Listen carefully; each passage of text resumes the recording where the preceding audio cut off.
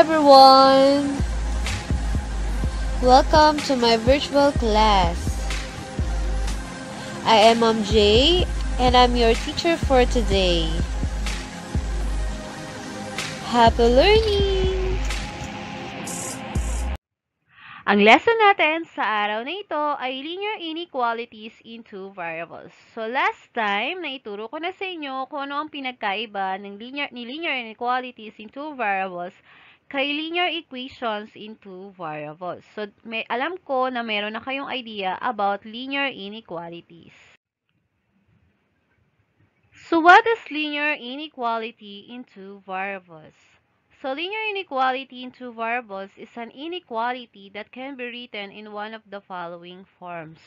So we have ax plus by is less than c, ax plus by is greater than c, ax plus by is less than or equals to c, and ax plus by is greater than or equals to c, where a, b, and c are real numbers, and a and b are not both equals to 0. So dahil linear inequality na ang ating pinag-uusapan, so ang mga symbol na ma-encounter nyo doon ay less than, greater than, less than or equal, and greater than and or equal to. So, ayan po.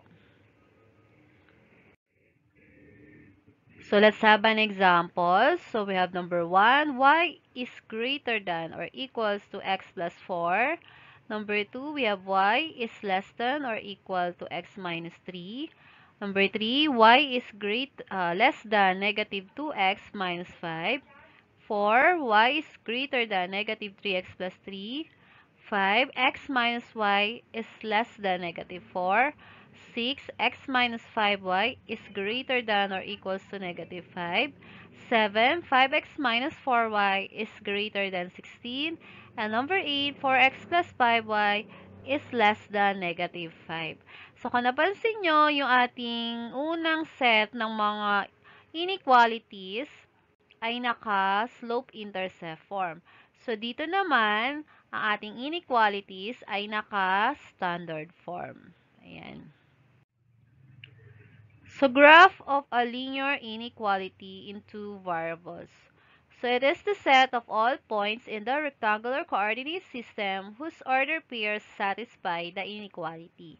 So, magagraph po tayo ng linear inequality in two variables. Kagaya po ng ating ginagawa kay linear equation. Kailangan din natin siyang i-graph si linear inequality po. When a line is graphed in the coordinate plane, it separates the plane into two regions called half-planes. The line that separates the plane is called the plane divider. So, ito yung ating Cartesian plane. So, yung line na yan, ang tawag natin dyan ay plane dividers. And then, so kung napapansin nyo, si Cartesian plane nahati sa dalawang regions. So, ang tawag natin sa kanila ay half-plane. Ayan po. So, steps in graphing linear inequality in two variables. So, number 1, replace the inequality symbol with an equal sign, and the resulting equation becomes the plane divider. Number 2, graph the resulting equation with a solid line if the original inequality contains less than or equal or greater than or equal to symbols. So, the solid line indicates that all points on the line are the part of the solution of the inequality.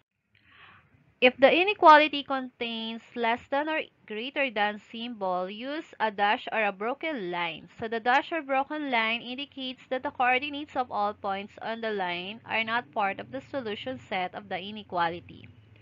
And number 3, choose 3 points in one of the half planes that are not on the line. So substitute the coordinates of these points into the inequality.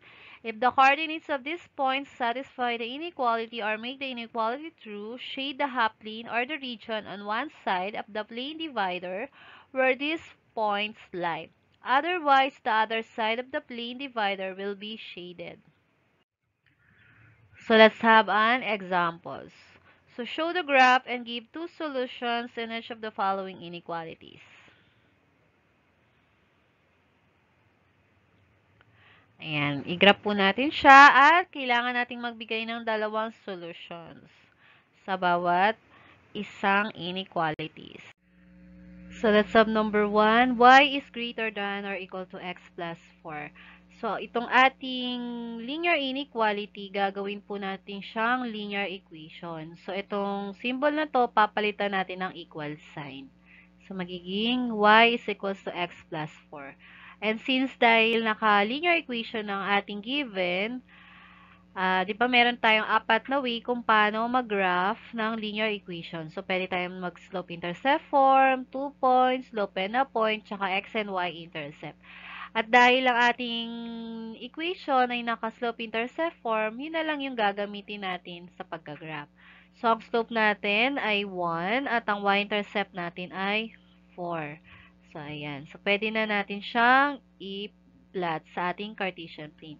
At dahil ang ating y-intercept ay positive, so dito tayo sa taas na part ni y-axis. So, ayan. At ang slope natin ay 1, so gamit tayo ng rise over run. So, isa pa taas at isa pa kanan. Ayan.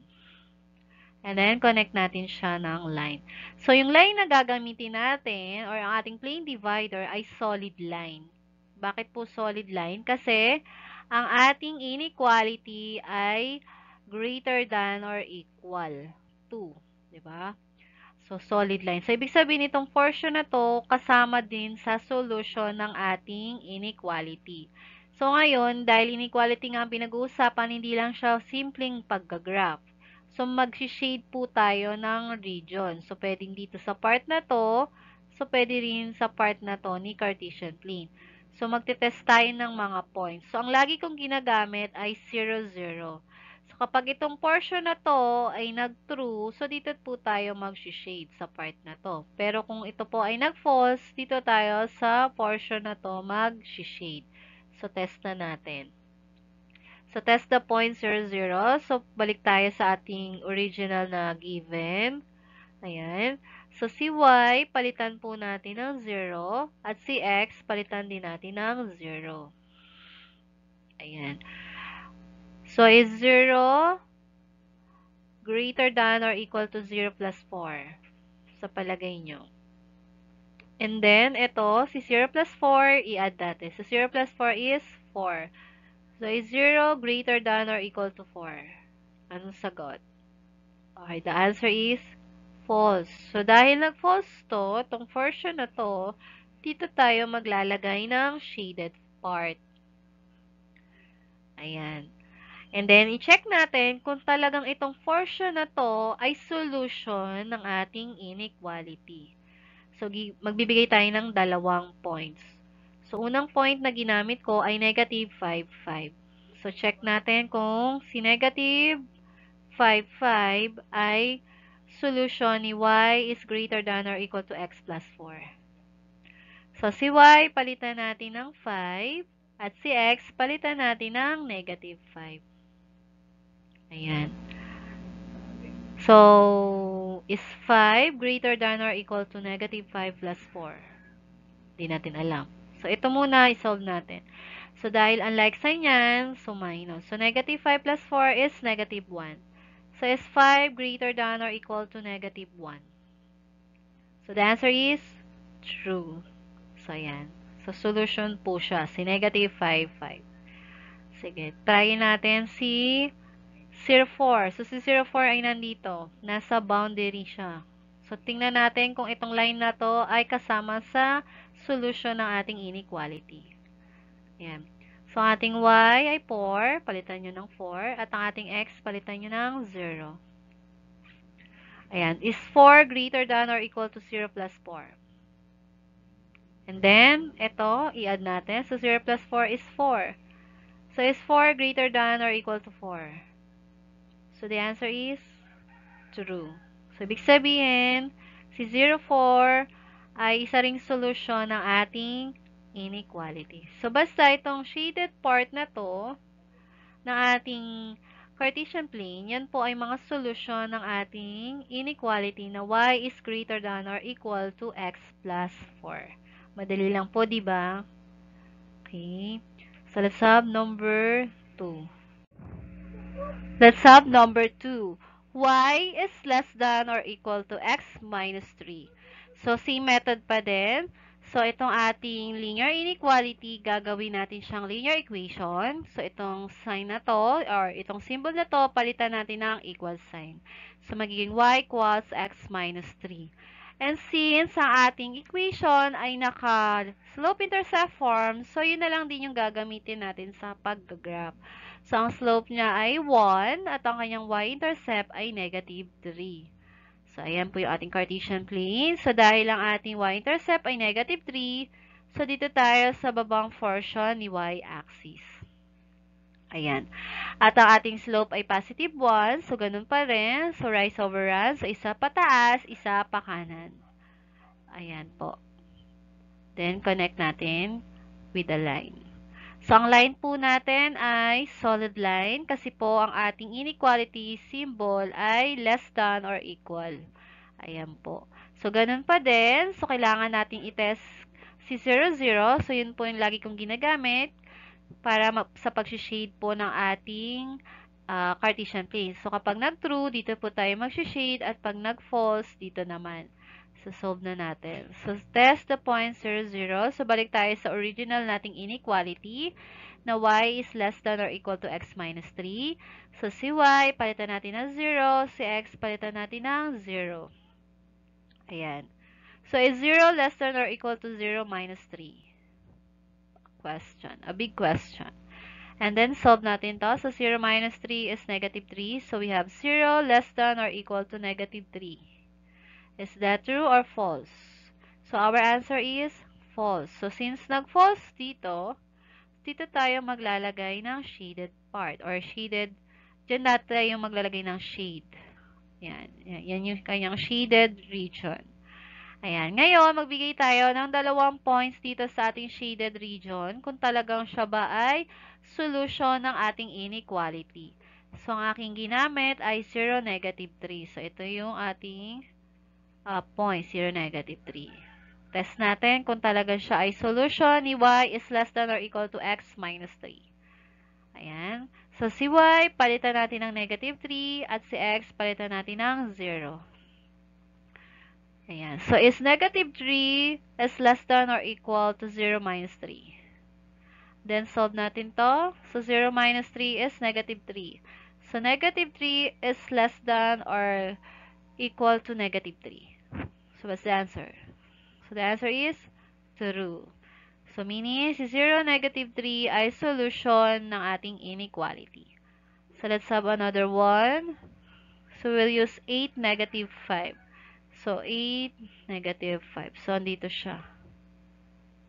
Sorry. Negative pala. So, ito pala siya. So, nandito siya sa part na to. Okay, check. Okay.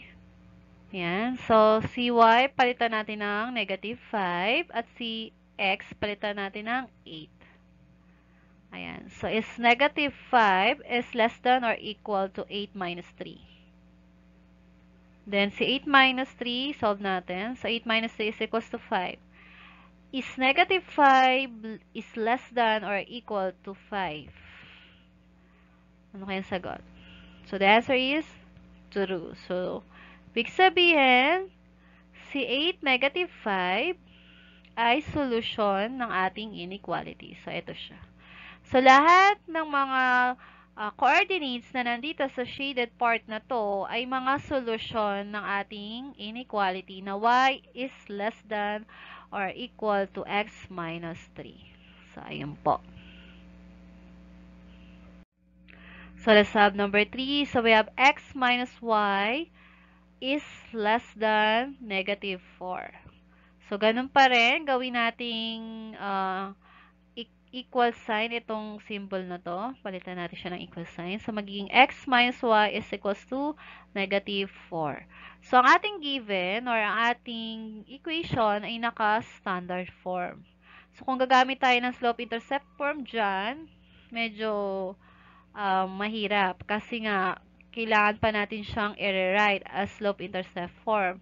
So, pagka ganyan ang given, pag naka-standard form, mas madaling gamitin yung x and y intercept. Okay? So, kapag ang y natin ay 0, so ang value ng ating x or ang ating x-intercept ay negative 4. kapag ang x naman natin ay 0, ang value ng ating y or y-intercept ay positive 4. Bakit siya naging positive 4? Kasi negative yung ating y. So, magdi-divide tayo both side ng negative 1. Kaya, naging positive 4 siya. So, meron na tayong x-intercept at meron na tayong y-intercept. So, pwede na natin siyang i-plot sa ating Cartesian point. Ayan. So, ang ating x-intercept ay negative 4. So, dito siya sa kabila or sa left side ni x-axis. Yan. At ang ating y-intercept ay positive 4. So, dito tayo sa upper part ni y-axis. Ayan. Then, connect the point, line. So, ang line po natin dito ay dash line. So, hindi siya solid. Kasi ang ating inequality ay less than. So, meaning, etong portion na to, hindi siya included as a solution ng ating inequality. Ayan. Ngayon, so mag-shade tayo ulit. So, may dalawa tayong region. So, saan kaya tayo mag-shade? Dito kaya? Sa part na to? Or dito? So, ganun ulit. So, mag-test tayo using 0, 0. Ayan. So, pag nag-true, dito tayo maglalagay. Pag nag-false, dito. Sige. So, test the point 0, 0. So, x minus y is less than negative 4. So, si x palitan natin ng 0 at si y palitan natin ng 0. Ayan. So, 0 minus 0 is less than negative 4.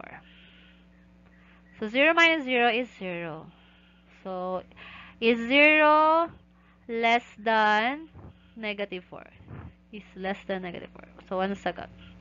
So, the answer is false. So, since nag-false yun, yung nandito, dito tayo maglalagay ng shade. So, yun yung kanyang shaded part. Ayan. Ngayon, meron na tayong shaded region. So, i-check natin na talagang itong portion na to ay solution ng ating inequality.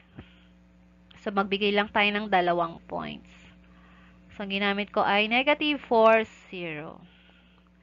So, from the original inequality, so, ang x natin ay negative 4 at ang ating y ay 0. So, palitan natin.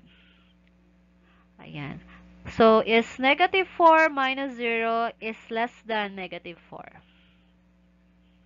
And then, solve natin to. So, negative 4 minus 0 is negative 4 is less than negative 4. So, is negative 4 is less than negative 4. True or false? So, the answer is false. So, ibig sabihin, itong part na to, hindi siya solution ng ating inequality. Kasi nga, naka-dash siya, no? Dash line. So, hindi siya included. Hindi siya kasama. So, mali na yan. So, hindi na siya solution. So, mag-try pa tayo. So, dito lang tayo sa portion na to. So, let's have negative 7, 6. So, ang x natin, 6. Ang y natin, negative. Ang x natin ay negative 7 at ang y natin ay 6. So, palitan natin siya. So, is negative 7 minus 6 is less than negative 4. Then, solve natin to. Negative 7 minus 6 is negative 13. So, is negative 13 is less than negative 4. True or false? So, the answer is true. So, mas mataas po si negative 4 kaysa kay negative 13. So, ibig sabihin, si negative 7, 6 ay solution ng ating inequality kasi nandito siya. Kasama siya sa shaded region sa Cartesian plane. Another one. So, let's have 0, 7. So, ang ating x, 0. Ang ating y ay 7. So, palitan natin siya. So, is 0 minus 7 is less than negative 4. Then, solve natin to. So, 0 minus 7 is negative 7. So, is negative 7 is less than negative 4. True or false? So, the answer is true. So, ibig sabihin, si 07 ay solution ng ating inequality na x minus y is less than negative 4. So, ayun po. So, kapag ang mga points nyo nandito sa ating line, sa ating dash line, hindi na siya solution ng ating inequality.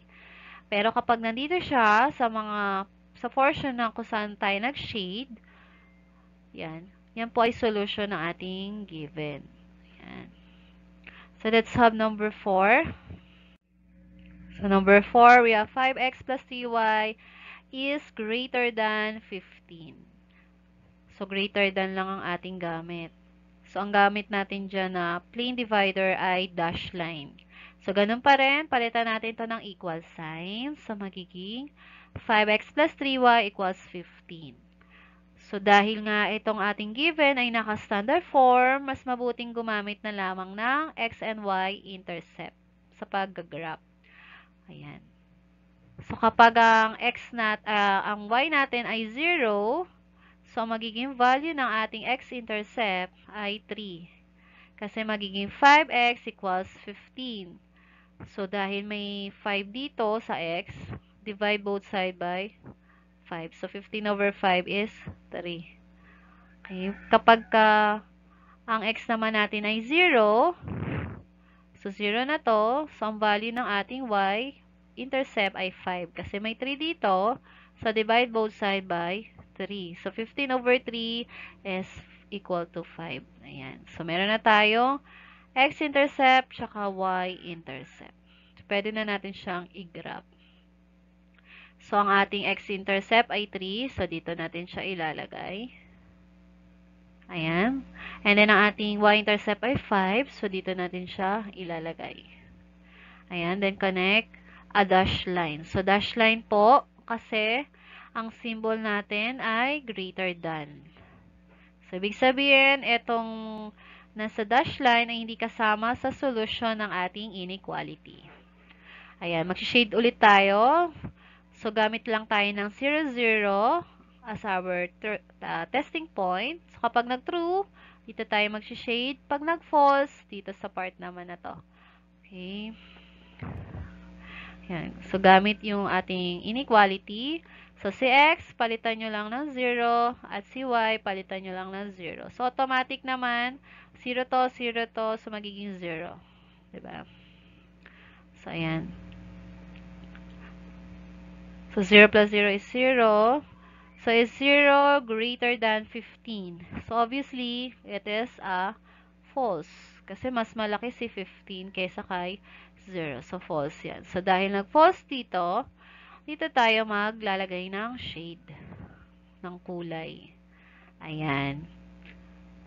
So, itest natin kung talagang itong shaded part na to ay solution ng ating inequality. So, magbigay tayo ng 2 points dito sa shaded part na yan. So, ang ginamit ko ay 6, 7. So, ito yung ating inequality. So, ang ating x, palitan natin ng 6. At ang ating y, palitan natin ng 7. So, ayan. So, tingnan natin kung siya ba ay greater than. So, 5 times 6 is 30 and 3 times 7 is 21. Ayan. So, 30 plus 21 is equals to 51. So, is 51 greater than 15? Yes. So, it is true. So, ibig sabihin, si 6, 7 ay solution ng ating inequality. So, let's have another one. So, how about 8, negative 2? So, si x, palitan natin ng 8. At si y, palitan natin ng negative 2. Ayan. Tingnan natin kung greater than ba siya. So, 5 times 8 is 40. And 3 times negative 2 is negative 6. Ayan. So, 40 minus 6 is 34. So, is 34 greater than 15? So, obviously, it is right. So, it is true. Yan. So, ibig sabihin, si 8 negative 2, so ito si 8 negative 2, solution po siya ng ating given na inequality. So, lahat ng mga points na nandito sa ating shaded part or shaded region ay solution ni 5x plus 3y is greater than 15. Ayun po. Basta hindi lang kasama itong nasa dash line. Hindi siya included. So, ganun lang po kadali kung paano mag-graph ng linear inequalities in two variables. So, kailangan nyo lang siya munang gawin as linear equation. And then, meron tayong 4 na methods kung paano mag-graph ng linear equation. So, pili na lang kayo doon. And then, so, tingnan nyo kung kung ang symbol natin ay greater than or equal. Solid line po yun. Pero kapag walang equal sign sa baba, dash line po yung ating gagamitin.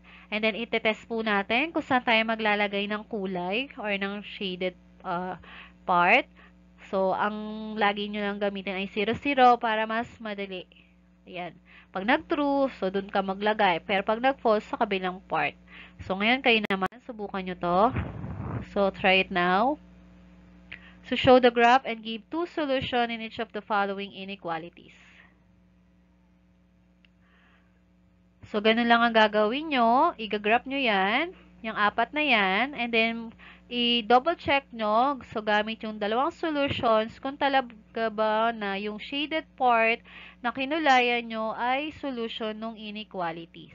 Kailangan lagi yung true. Kasi pag nag-false yun, ibig sabihin, mali yung inyong sagot. So, ganun lang po kadali yung ating lesson sa araw na to. Sana may natutunan kayo. Salamat po. Thank you for watching. Don't forget to like, share, comment, and subscribe to my channel. Until next time.